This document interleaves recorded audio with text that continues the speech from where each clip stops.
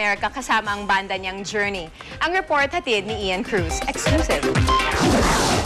Balik bansa ang international singer na si Arnel Pineda. Kasabay niya dumating ang miss niya si Cherry at 4 na taong gulang na anak na si Kerub. Pasado alas 6:30 ng umaga kanina.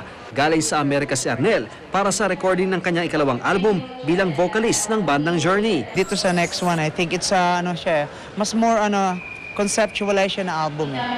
May pagka-spiritual din. Inspirado raw siya sa recording sa Amerika dahil kasama niya ang kanyang mag-ina.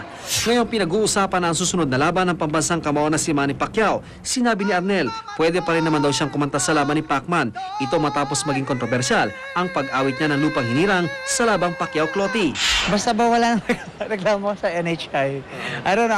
I hope they're fine with my version ng Pero kung talagang gusto nila yung talagang conventional way of singing our lupang hinirang siguro talagang kailangan mag-assign na sila.